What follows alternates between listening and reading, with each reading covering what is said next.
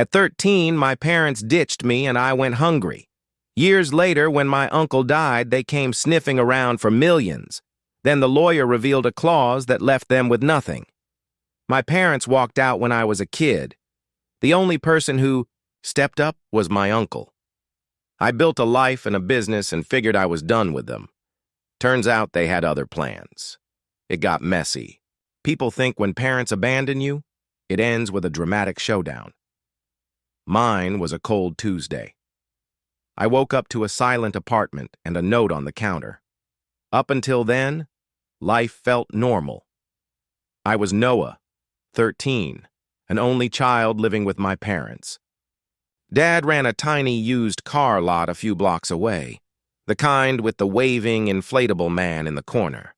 He acted like a mogul, but he spent half his time at casinos instead of selling cars. Mom ran a daycare out of our apartment. It worked for a while, but when her depression got worse, families stopped showing up. When your sitter cancels 3 days in a row, word moves fast. We looked like a regular family at first. Friday movie nights with microwave popcorn, camping trips in a leaky tent, cinnamon rolls on Christmas morning. Nothing fancy, just ours. Then the seams split, late-night arguments. Dad came home later and later, smelling like smoke and old fryer grease instead of car polish. Mom stayed in bed with the blinds closed. When I asked about groceries, she told me to eat cereal or whatever scraps we had. Dad promised to bring money each week. Promises were his favorite currency, cheap and easy to spend. I tried to keep things steady. I kept my grades up, cleaned without being asked, didn't complain about wearing shoes until the soles were nearly gone. I thought if I was perfect, they'd pull it together. Turns out kids don't fix broken adults. The day it all blew up, I overslept. No one shook me for school. The apartment was too quiet. Their bedroom door was open, rare on Mom's bad days.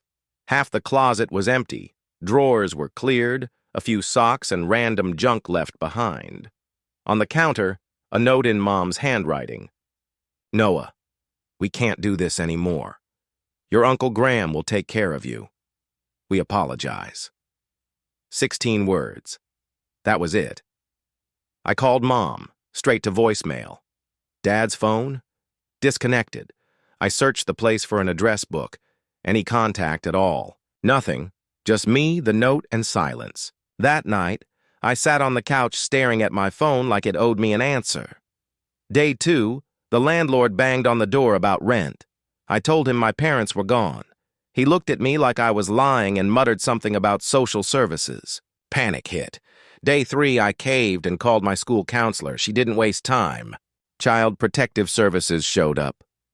Mr. Barrett, the social worker, spoke slow and calm like he was trying not to startle me. He made calls and said they found my dad's brother, Uncle Graham. Graham was basically a ghost in our family. I'd seen him maybe twice. My parents called him cold, uptight, obsessed with his luxury home design business. He lived in another state, never married, no kids. But when CPS called, he answered. He showed up the next morning like he'd stepped out of a different world. Black car at the curb, crisp suit, silver cufflinks, slicked back hair. He looked more at home in a boardroom than my kitchen. He scanned the apartment, sighed, and said, "Pack what you can carry. The rest can ship later." No hugs, no sugarcoating, just orders. That's how my childhood ended. Quiet, messy, and escorted by a stranger who turned out to be the only adult who showed up.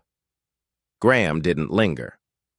While CPS did paperwork, he stood in the middle of our cramped living room like he was running an inventory check. Not sad, not shocked. Efficient. "1 suitcase," he reminded me. "Not 2. We're not hauling junk." I stared at my stuff, photos, video games, and felt a mix of panic and anger. I didn't argue. Something about his tone said there wasn't room to bargain. I stuffed a faded blue suitcase with clothes, a couple books, and a photo of me and Mom at the park. Everything else stayed. CPS will handle it, Graham said. He barely spoke on the drive. Every so often he checked the rear view and asked if I needed food or a bathroom. I guess I expected comfort. Instead, it felt like basic training. Orders only. No small talk. 3 hours later, we arrived at his place. Calling it a house didn't fit. It was a full-on Victorian mansion. Iron fence, manicured lawns, stone statues I didn't recognize. I stepped out wearing the same hoodie I'd had on for days, feeling like I'd landed on another planet. Graham walked in behind me, glanced around, and said, "Don't touch the curtains with dirty hands. Breakfast is 7 a.m. That's all." Then he left me standing there. I didn't cry that night. I was wired. It felt like if I slipped up, he'd call CPS and send me somewhere else. I lay awake staring at the carved ceiling, telling myself I'd follow the rules until I figured out my escape plan if I needed it. The rules hit fast. Shoes off in the house. Homework at a desk, not on the couch. 1 hour of piano every day. Didn't matter that I had zero talent. I broke almost every rule in the first month, not out of spite. I just wasn't used to structure. If I wandered into the kitchen at 8 o'clock, the stove was cold and he was reading the paper. "Kitchen closes at 7:30, he'd say without looking. Up. No yelling, no guilt trips, just consequences. That was Graham. He didn't run on emotion. He ran like a boss. Missed homework? Weekend plans canceled? Don't follow through? Privileges gone. He never threatened to get rid of me. That was the difference. Every penalty had an end point, then life went back to normal. The first crack in his steel shell came 2 weeks in. I was on my bed staring at a picture from my parents' wedding. He walked in quietly and caught me wiping tears. No speech. He handed me a handkerchief, sat on the edge of the bed, and stayed until I pulled it together. No advice. No pity. Just presence. Somehow that beat any "I'm sorry." Graham lived by systems. Whitaker Home Collections wasn't just a furniture store. He'd built a chain of high-end decor shops across 3 states. He treated everything like business, even me. On weekends, he dragged me to meetings. "Watch how they talk," he whispered. "Who speaks first? Who gives in? Who holds eye? Contact." At 14, I learned negotiation before I finished algebra. He was strict. I got grounded for not shining my shoes. He made me rewrite an essay 3 times for using cool instead of effective. If I rolled my eyes, he'd arch a brow and say, "Careful, Noah. The world won't bend just because you're annoyed." Under the sarcasm, there was something solid. He didn't vanish when things got hard. I tested him 100 times that first year, skipping piano, sneaking TV on weeknights, hoping he'd toss me like my parents did. He never did. He punished me. But he stayed. Slowly, I realized this wasn't temporary. He checked my public school grades and said, "This won't do." Suddenly, I was at Westfield Academy. The work crushed me. Kids talked about summers in Europe while I learned which fork to use, thanks to Graham's table etiquette drills. First semester, I felt like I was drowning. I chewed through textbooks for hours and barely squeaked by. One night, I came to dinner, on the edge of tears over geometry proofs. Graham set down his fork and gave me that look that said, "Don't waste air." "Your circumstances changed for reasons you didn't choose," he said. "Your response is up to you. Use the opportunity or waste it." I don't invest in lost causes. It stung, but it landed. If I wanted to belong at that school, I had to grind. So I did. I used my allowance to hire a peer tutor. I built study groups. By junior year, I clawed my way onto the honor roll. Graham noticed. He didn't say, "Good job." He left a leather briefcase on my bed. "You'll need this." That was his version of pride. At home, consequences weren't optional. I thought he was controlling.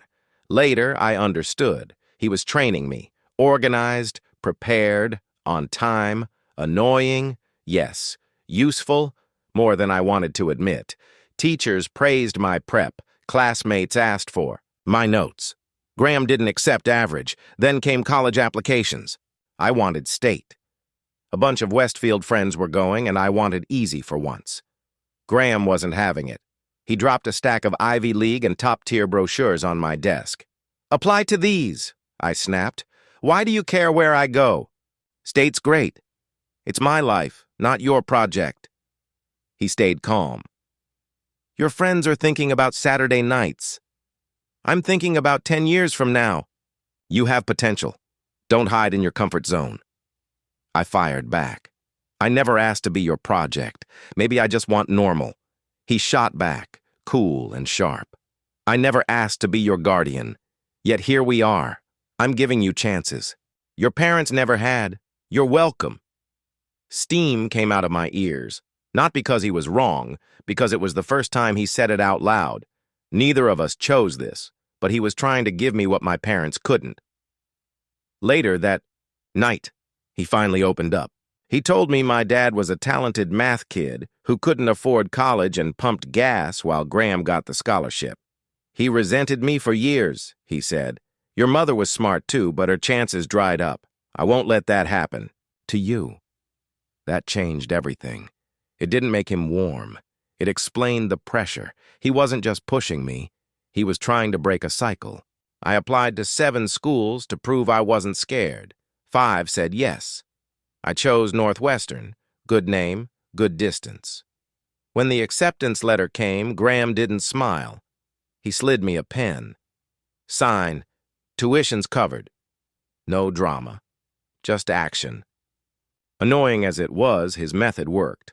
By the time I left for college, I wasn't the kid who showed up with one suitcase. I was sharper, more confident, more like him than I wanted to admit. College felt like fresh air. Northwestern wasn't easy, but compared to Graham's house, I could handle it. I knew how to get up early, manage my time, and outwork people. While some kids overslept after parties, I was already at the front of the class with a briefcase. I joined clubs, leaned into group projects, and found I had a knack for design and marketing strategy. Graham's observe everything lessons paid off. I could read a room, spot a lie, and let silence make people fill gaps. Presentations felt like negotiations. Professors noticed. Graham didn't soften much while I was gone, but distance changed us. Calls were less formal. He cracked a sarcastic joke now and then. When I complained about cafeteria food, he said, "Good. It's training. Real life tastes bland when you're doing it right." Every summer, I worked at Whitaker Home Collections. No cushy assignments. He moved me through inventory 1 year, vendor negotiations the next, then marketing. By graduation, I knew the company inside out. After school, I moved back into the mansion, not as a lost kid, but as the new marketing director. We worked out a rhythm, 2 independent men under one roof, sometimes dinner together, sometimes a nod in the hallway. It was rigid, but it worked. Over 6 years, I climbed, assistant marketing director, then head of the department.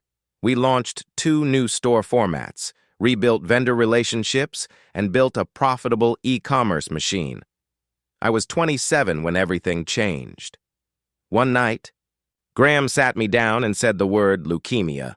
No warm-up, no soft tone, just facts. "It's advanced. Treatment buys time. It won't cure it." It hit like a truck. He didn't want sympathy. He treated it like any other problem. "We all die," he said. "The only questions are when and how we use the time left." Our roles flipped. I ran his schedule, meds, doctors, meals. He rolled his eyes when I nagged, but he didn't fight it. He knew I was managing it his way, direct and disciplined. At work, he handed me the reins a piece at a time. Small projects, then full decisions. He didn't hover. If I blew it, he'd toss a sarcastic one-liner and let me fix it. People who used to see me as the kid got the message when Graham made it clear I wasn't a placeholder. I was the future. The disease took some of his armor. Not all. He still fired off cutting jokes with an IV in his arm.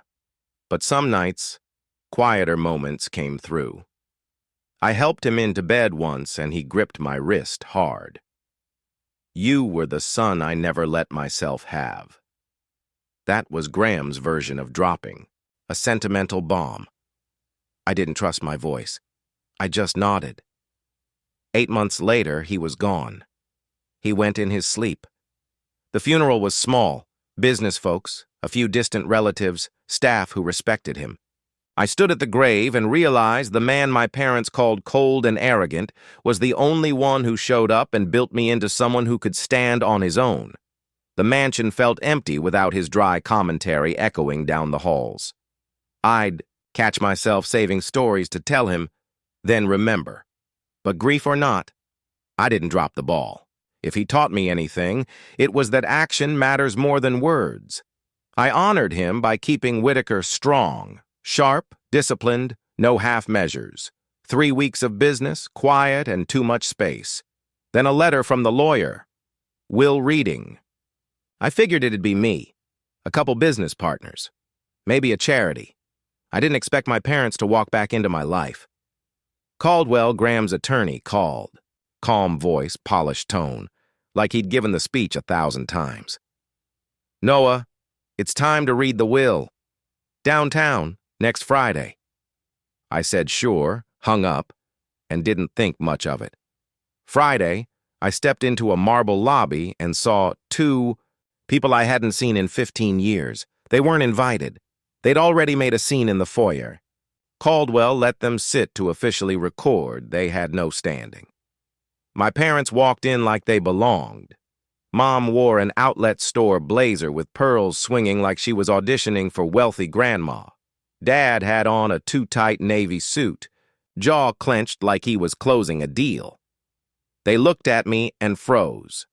Noah, Mom gasped. Look at you, honey. Dad gave a stiff nod. You've grown. Yeah, I said. When you feed a kid instead of dumping him with a trash bag, that happens. The receptionist flinched and took us to Caldwell's conference room. Long table, neat stacks of paper, Caldwell at the head, adjusting his glasses like he was defusing a bomb. Thanks for coming, he said. We're here to read the last will and testament of Graham Whitaker. Mom raised her hand like she was in homeroom. Before you start, we're Noah's parents. Graham helped, sure, but family has rights. I smiled. You remember that from 15 years ago or just today? Caldwell ignored it and opened the folder. No fluff, just facts. Graham Whitaker leaves the following to his legal ward: Noah Grant. Primary residence valued at $1.8 million, cash savings of $2 million, and 70% ownership of Whitaker Home Collections, currently valued at approximately $45 million. The words hung in the air. I leaned back. My parents stared, blinking, like their brains crashed. Mom finally whispered, That's everything. Caldwell nodded. Correct. Mr. Whitaker's instructions are clear. The estate passes entirely to Noah. Dad lurched forward. This is outrageous. Graham manipulated him. We should at least be co-managers. Noah's young. He needs guidance. I laughed. Guidance? You two couldn't guide me to a bus stop? Caldwell raised his hands. I understand emotions are high, but Mr. Whitaker's will is explicit. You can contest if you wish. I'll warn you, this is airtight. Mom leaned in, eyes glistening on cue. We're not contesting. We just want to help. Noah, sweetie, paperwork like this is confusing. You shouldn't carry this alone. Let us manage things until you're settled. I stared at her. You tossed me at 13. I think I can handle a deed without your supervision. Dad muttered, ungrateful. Caldwell stacked the papers. We'll reconvene later this week to finalize signatures. For today, we're done. Just like that. Meeting over. My parents followed me into the lobby, practically jogging to keep up. Noah, wait, Mom said. Dinner, please. I should have told them to leave me alone. Curiosity, and maybe a dark sense of humor, made me nod. Fine. One dinner. Tonight. We met at a mid-range Italian spot near my place. They were already seated, menus untouched, expressions rehearsed. Mom started soft. We made mistakes. We know that. But your father had issues, gambling, debts. It wrecked us. And me? I was depressed. We weren't ourselves. I stirred my drink. You don't say. I thought abandoning your kid was a new parenting hack. They laughed weakly and shot each other a look. The sympathy act died fast. Dad leaned in. We need help, Noah. It's been rough. We're in debt. Your mom's medical bills? Mom cut in, voice urgent. If you could spare $100,000, just to stabilize us. I laughed so loud the waiter glanced over. $100,000? That's your opener? No warm-up? Straight to six figures? Dad flushed. You have millions now. Don't act like this is hard. I spread my arms. Correction, I have millions. You have pasta you haven't ordered. Mom's tone sharpened. We're your parents. We deserve consideration. I shrugged. You deserved consideration 15 years ago. You weren't interested. Silence stretched. The waiter took orders. I got lasagna because I knew they couldn't afford anything but excuses. Dinner ended fast. They asked again for money. I told them to get jobs. Dad mumbled about ungrateful kids destroying family legacies. Mom dabbed at fake tears. I walked out lighter, not because I saw them, but because nothing had changed. Same entitlement, same game. The difference? I wasn't powerless. A week later, back in Caldwell's office. This time, my parents brought a lawyer, a guy in a wrinkled gray suit who looked lost on his way to traffic court. They strutted behind him like royalty, smirks plastered on. Ready to fix this misunderstanding? Dad said, slamming his briefcase, like he was buying the building. Misunderstanding? I asked. Yeah, maybe Graham forgot he raised me for 15 years. Mom flashed a fake smile. We're not here to fight you, honey. We just don't want you drowning in responsibilities you don't understand. A multi-million-dollar company. Properties, assets, this isn't a toy box. I leaned back. You're right, it's not. That's why Graham trained me for years, while you two pretended I didn't exist. Caldwell cleared his throat and slid a binder across the table. Before we go further, a few clarifications for the record. Their attorney puffed up. We're contesting the will. These parents were cut out unfairly. This boy, he pointed at me like I wasn't there, was manipulated. I grinned. Call me this boy again. Makes me feel like a gladiator. Caldwell didn't blink. He opened the binder and laid out documents. First, Noah was not just a ward.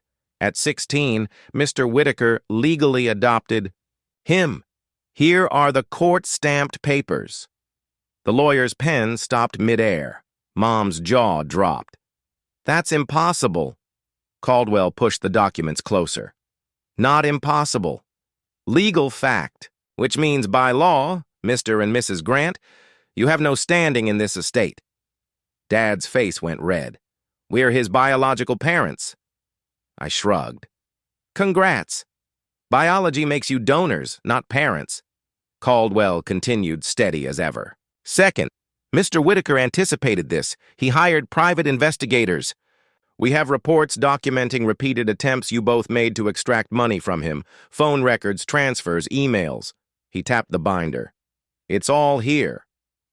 He turned a page. Third, Mr. Whitaker left a personal letter. He read, Noah, if they've shown up, I told you they would. They won't change. They'll circle back when they smell money. Don't let them take what you've earned. Remember, family isn't who brings you into the world. It's who shows up when the world walks out.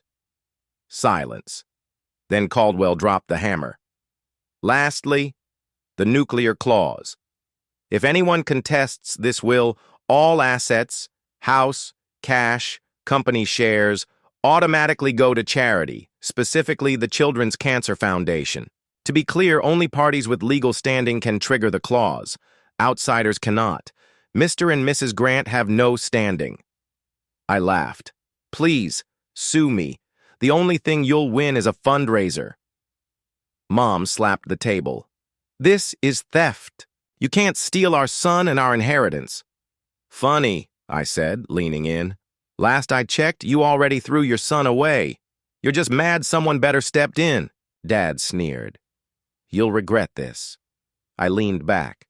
No, I won't, but you might regret not buying a mirror, Mom snapped. You little brat, after everything we gave you? Like what? I cut in. The night you dumped me on a sidewalk? The years of silence? Real Hallmark stuff. They talked over me. We're your real family. You'll understand loyalty when you're older. Graham brainwashed you. They sounded like kids caught stealing cookies. Their lawyer tried to shush them. Too late. Mom pointed at me like she was calling down lightning. You think you're so smart, you'll fall apart without us. I smirked. I've been falling apart without you my whole life. I'm still standing. Caldwell waved, and 2 building security guards stepped in. That's all. Please escort Mr. and Mrs. Grant out. Watching their faces as security moved closer, priceless. They sputtered about their rights and demanded someone. Higher up. Caldwell closed his binder. Meeting's over. They were walked through the glass lobby, yelling about betrayal and blood as people stared. Everyone else saw 2 entitled strangers. I knew it wasn't over. People like that don't hear no. They hear try again, louder. I didn't. Wait. I went straight to court and filed for a temporary restraining order. The judge signed it that afternoon.